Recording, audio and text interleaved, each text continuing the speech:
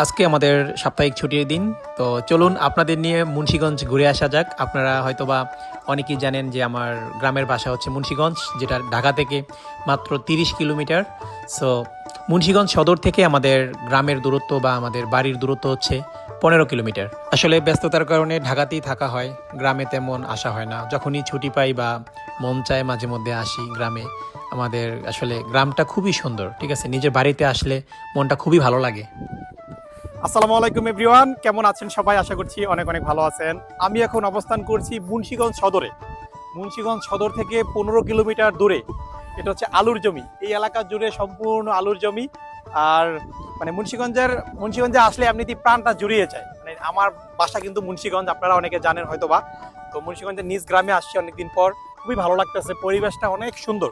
So আপনাদের আরেকটা জিনিস আমি দেখাই।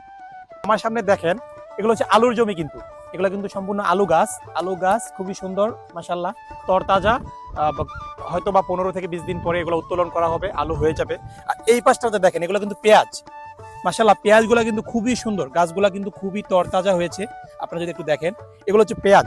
এই পাশে আলুর জমি, এই পাশে পেঁয়াজ। আরেকটা জিনিস দেখাবো, আপনারা হয়তো শহর অঞ্চলে বিভিন্ন জায়গায় বাদাম খেয়েছেন, ঠিক আছে, বাদাম কিভাবে রোপণ করা হয় সেটা কিন্তু আপনারা, আমি যতটুকু জানি, অনেকে হয়তো বা জানেন না, ঠিক আছে। যারা জানেন না তাদের বলি, আর যারা জানেন তারা তো জানেনি।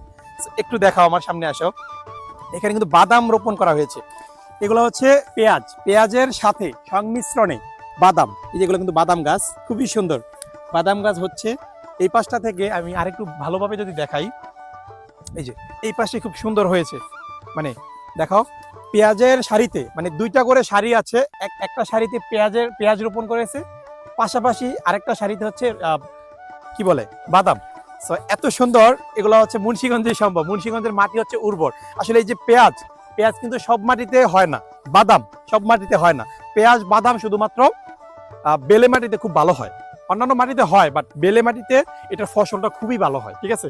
সো এই হচ্ছে আমাদের, আসলে এই যে জমিগুলো দেখালাম, এটা কিন্তু আমাদের নিজস্ব।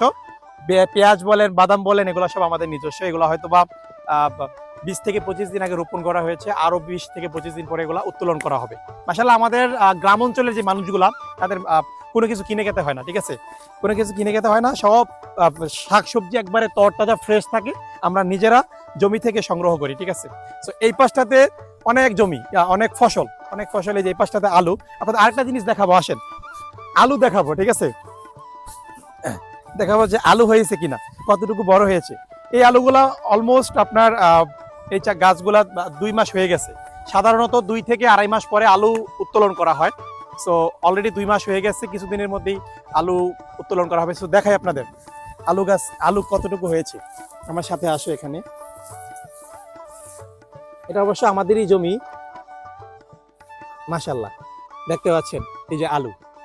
এটা হচ্ছে আলু, মাশাল্লাহ বড় হয়ে গেছে। বেলে মাটিতে আলুগুলা মোটামুটি খুবই বড় হয়, ঠিক আছে। এই যে আরেকটা আলু হয়ে গেছে, এটা হলো অলরেডি ছিঁড়ে গেছে। এটা যেহেতু গাছ থেকে ছিঁড়ে গেছে, এটা আর ই করা সম্ভব না, এটা এই অবস্থায় থাকবে, এটা আর বৃদ্ধি পাবে না।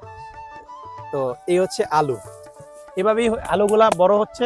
এগুলো হয়তো বা যে কোনো সময় উত্তোলন করা হবে। আর এই বছর আলুর দাম কিন্তু খুবই কম।